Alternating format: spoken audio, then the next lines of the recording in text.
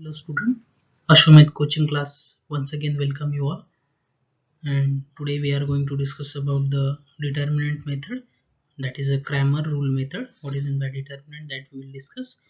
In the previous lectures we have discussed about the elimination method and graphical method to solve the equation in two variable, and this is the third lecture, and in this lecture we will see the determinant, how to solve the determinant. Okay, now let us start. What is in by determinant? So determinant is nothing but what? It is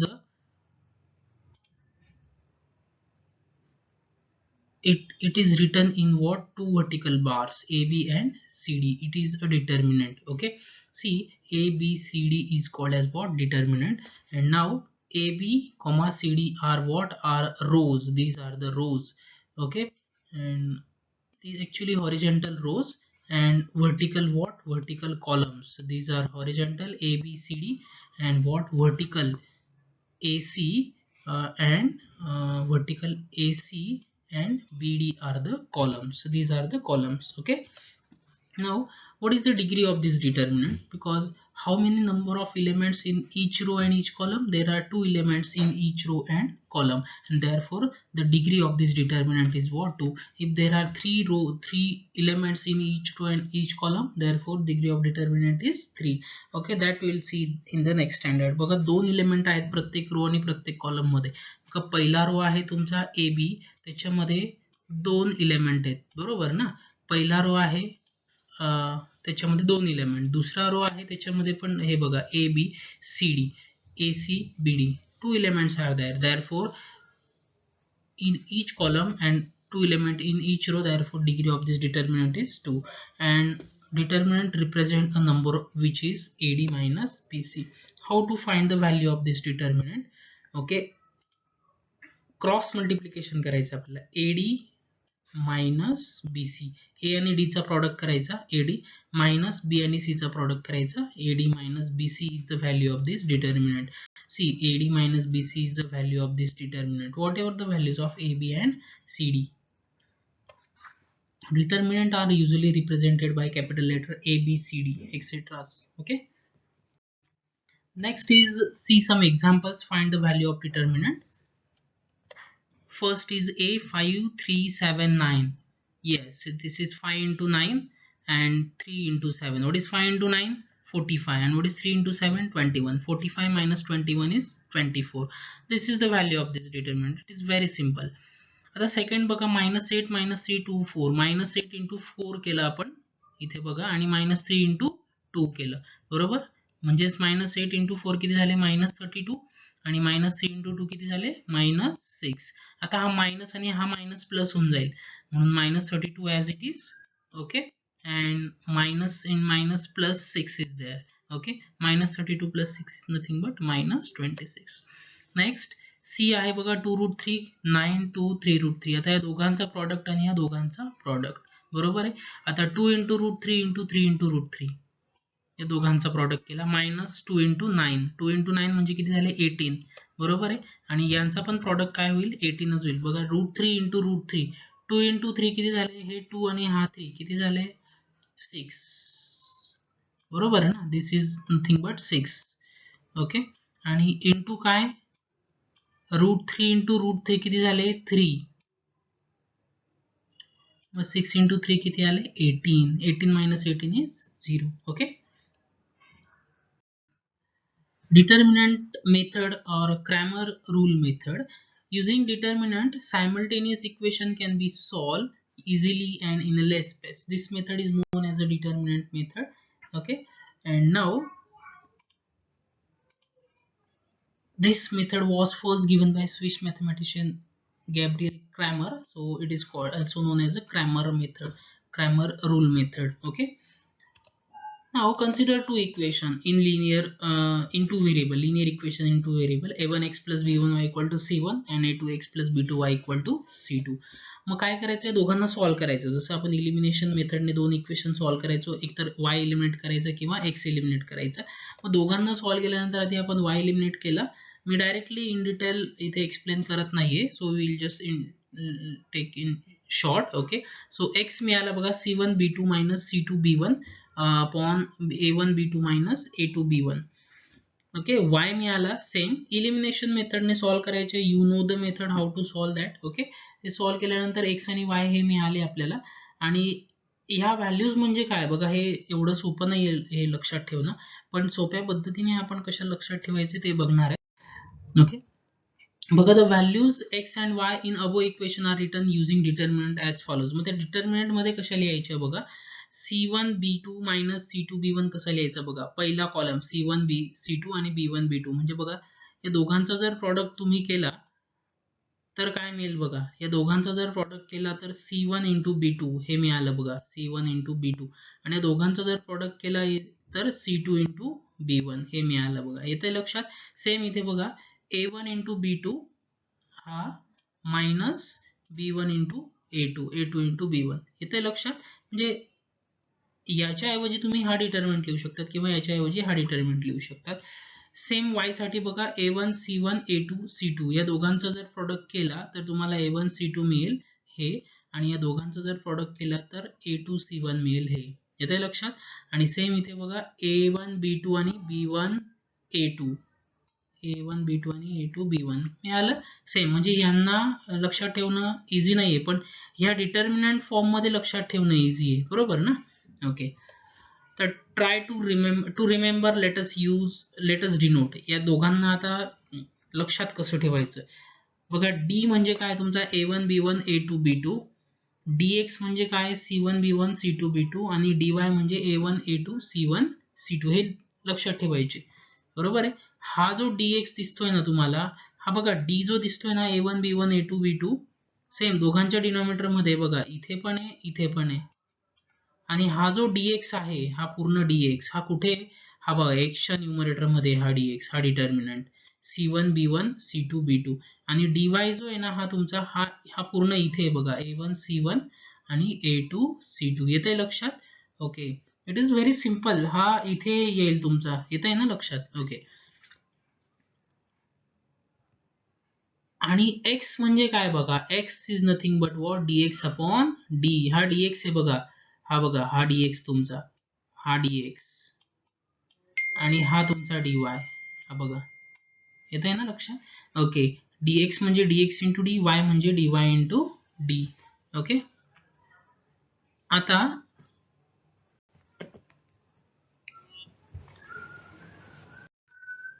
note लक्षात घ्या ही, for writing dx dy remember the order of the column. ही लक्षात ठेवायची order, a1 a2 b1 b2 c1 c2 सोपं आहे लक्षात ठेवायला. ती कुठून घेतली बघा आपण, हा पहिला कॉलम a1 a2 येते लक्षात, हा दुसरा कळतंय, आणि हा तिसरा आहे बघा c1 c2, बरोबर ना. ही ऑर्डर लक्षात ठेवायची दोघे इक्वेशनची. ही लक्षात ठेवल्यानंतर काय करायचंय बघा, in D column of constant c1 c2 is omitted. मग डी मध्ये काय करायचं, ही ओमिट करून टाकायची, omit this one, only write a1 a2 आणि b1 b2, बरोबर ना. फक्त हा a येईल तुमचा d, a1 a2 आणि b1 b2, बरोबर आहे. आता dx मध्ये काय करायचंय, in the dx the column of the coefficient x, x चा जो कोएफिशियंट आहे a1 a2 हा ओमिट करायचा, त्याच्या ठिकाणी काय लिहायचंय c1 c2 लिहायचंय.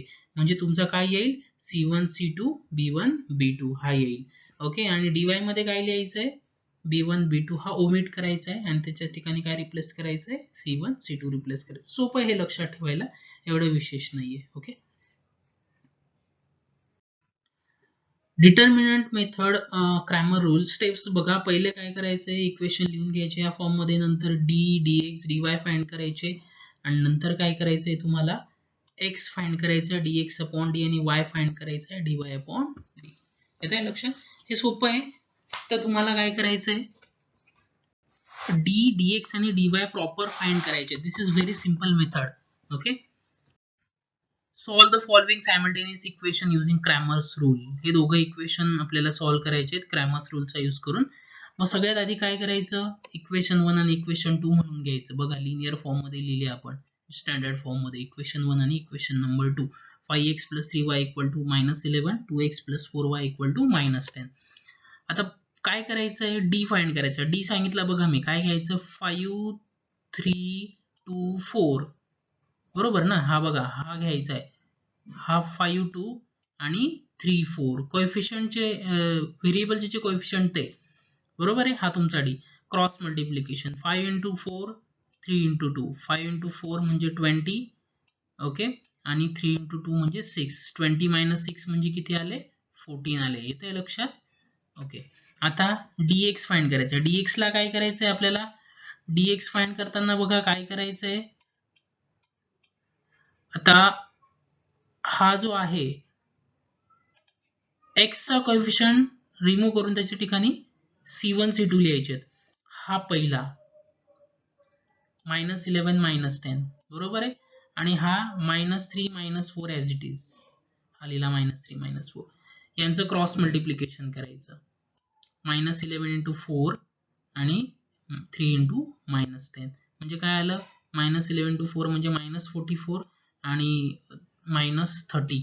हा मायनस मायनस प्लस होऊन जाईल ना, इथे चेक करा बघा -44 ॲज इट इज ओके यांचं प्रॉडक्ट ॲज इट इज हे -44 आणि हा 30 प्लस 30 झाला आणि -44 प्लस 30 म्हणजे किती झाले -14. So this is the answer of dx. dx answer मिळालं. आता काय करायचंय आपल्याला dy फाइंड करायचंय. dy फाइंड केल्यानंतर dy फाइंड करताना काय करायचंय, dy फाइंड करताना y चे कोएफिशियंट नाही लिहायचे, हा रिमूव्ह करायचा बरोबर आहे. काय लिहायचं 5, 5 2 आणि -11 10 म्हणजे c1 b1 b2 च्या ठिकाणी काय लिहायचं -11 आणि -10 हे लिहिलं बघा मी.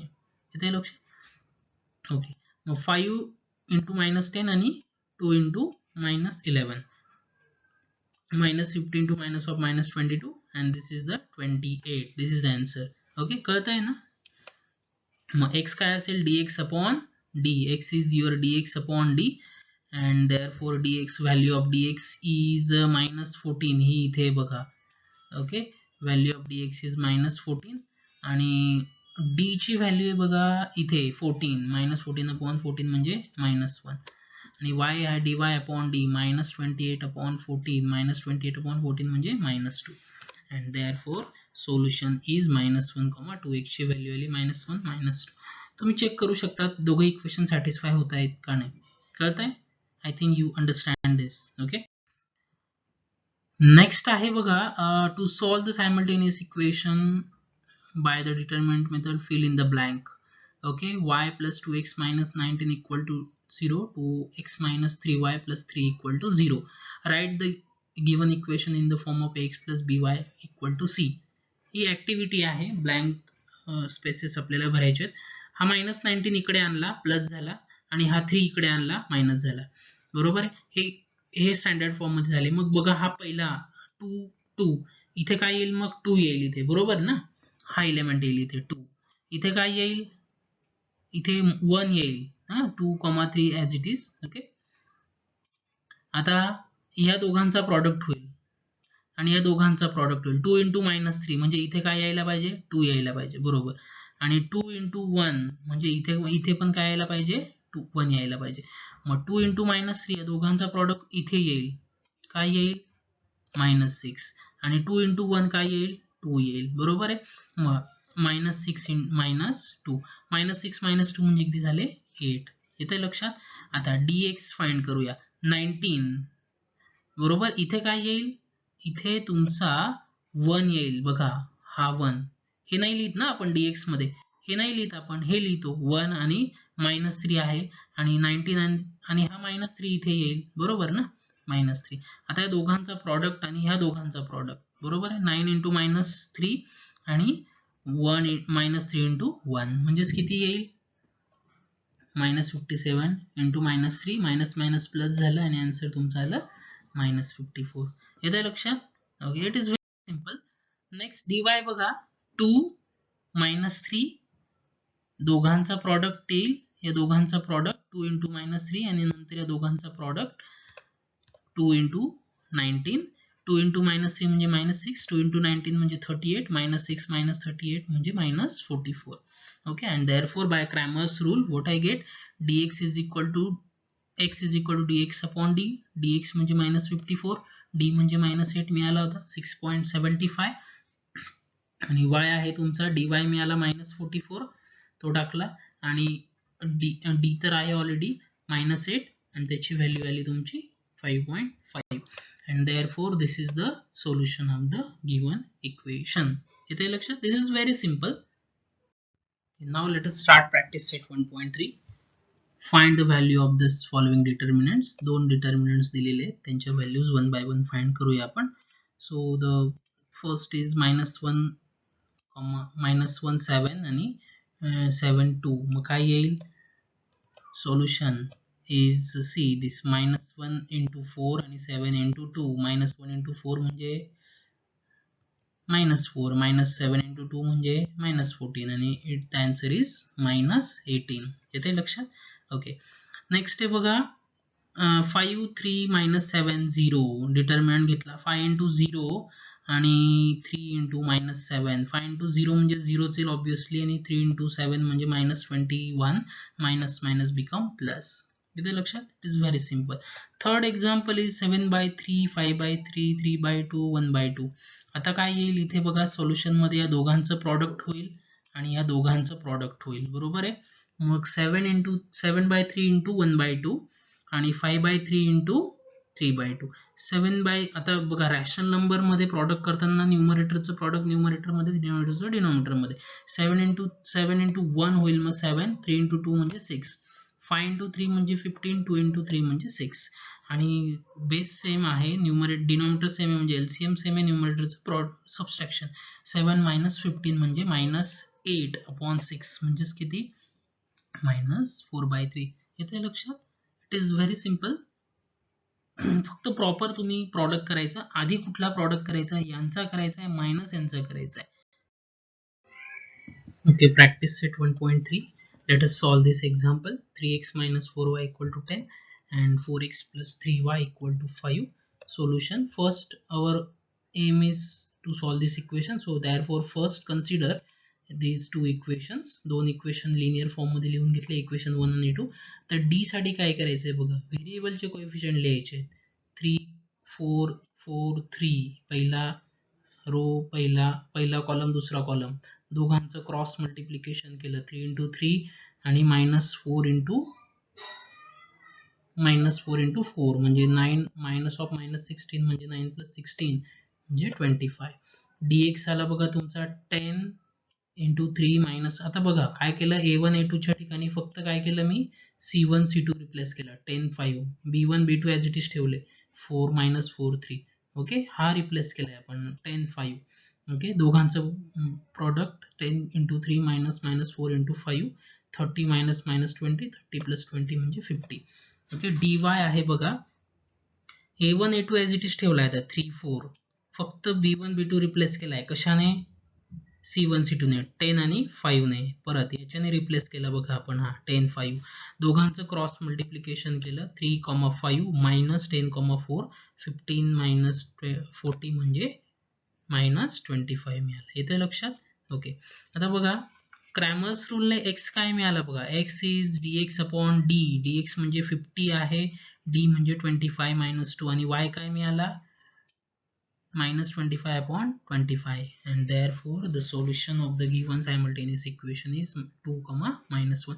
तुम्ही हे सोल्युशन या इक्वेशन मध्ये टाकू शकतात दोघं इक्वेशन सॅटिस्फाय होतील हे सबस्टिट्यूट केल्यानंतर कळत आहे? ओके नेक्स्ट एक्झाम्पल आहे बघा x + 2y = -1 2x - 3y = 12.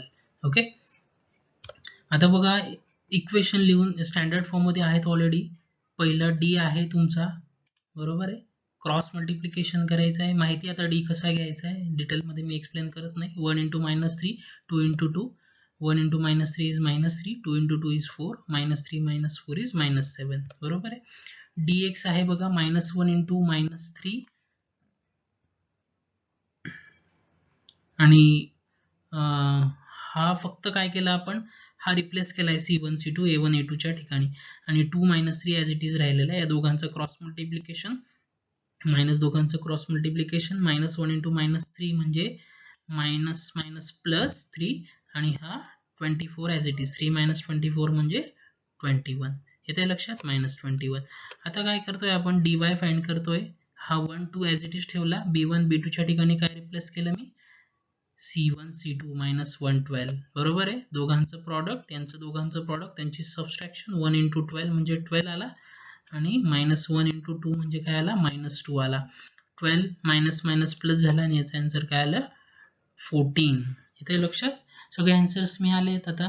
Okay dx dy D आणि डी पण मिळाला. आपण आता x फाइंड करूया. x म्हणजे काय असेल मग dx upon d. Okay so your x is what, your x is dx upon d and -21 upon -7 is 3. dx ची व्हॅल्यू टाकली आहे, ही बघा, ही dx ची व्हॅल्यू टाकली, d ची व्हॅल्यू -7 आहे ऑलरेडी, ती टाकली आणि -21 upon -7 म्हणजे 3. y मिळाला dy upon d म्हणजे 14. dy ची व्हॅल्यू ही इथून घेतली 14 आणि d म्हणजे ऑलरेडी आहे आपल्याकडे -7, -2 and therefore what the solution of the given equation is 3, -2. आले लक्षात.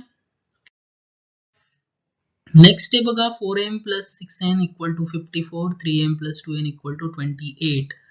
ओके इक्वेशन्स लिहून घेतले स्टँडर्ड फॉर्म मध्ये. d लिहिला, 4 6 3 2 अगेन व्हेरिएबलचे कोएफिशियंट्स. ओके क्रॉस मल्टिप्लिकेशन केलं त्यांचं, इथे लक्षात. So using cross multiplication 4 × 2 is 8 and 3 × 6 is what 18. 8 minus 18 is nothing but what -10. इथे लक्षात 4 3 6 2. नेक्स्ट dm फाइंड करतोय. m आता x म्हणजेच m आहे, y म्हणजे n आहे. व्हेरिएबल चेंज होऊ शकतात, तसं आपल्याला घ्यायचंय. 54 a1 a2 च्या ठिकाणी काय रिप्लेस केलं मी c1 c2 रिप्लेस केलाय बघा. 54 28 आणि b1 b2 as it is 6 2 हे ॲज इट इज ठेवलं. यांचं प्रॉडक्ट केला आणि यांचा प्रॉडक्ट केला 28 6. ओके 54 × 2 म्हणजे 108, 6 × 28 म्हणजे 168 आणि आन्सर मिळाला -60. dy फाइंड करतोय. a1 a2 as it is आहे बघा, d मधला हा ॲज इट इज ठेवला बरोबर आहे आणि c1 c2 रिप्लेस केला b1 b2 च्या ठिकाणी, दोघांचं क्रॉस मल्टिप्लिकेशन केलं. Okay 112 - 162 it is -50. dn मिळाला, d मिळाला, dm मिळाला, dn मिळाला. So therefore by Cramer's rule m is what dm upon d. okay and what is that dm upon d. dm is nothing but -60. take from here -60. d आहे -10 6.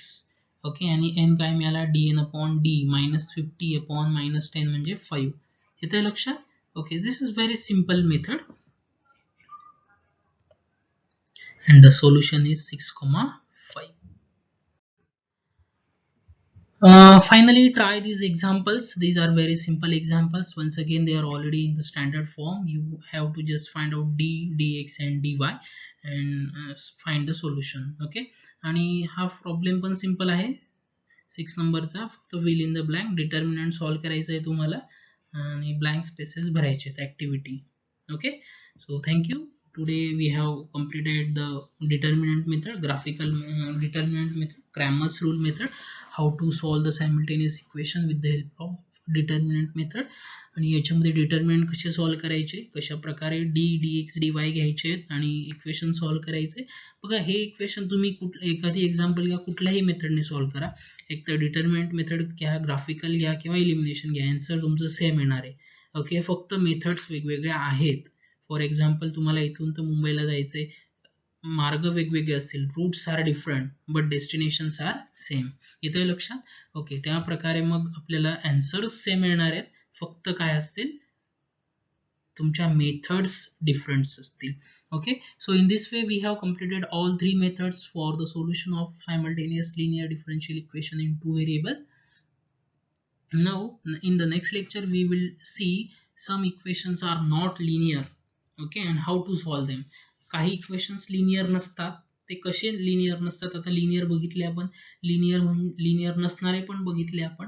जे linear नाहीत त्यांना linear मध्ये कसं convert करायचं आणि त्यांचं सोल्युशन कसं फाइंड करायचं ते बघूया आणि त्याच्यानंतर ऍप्लिकेशनचा पार्ट आहे. Thank you once again.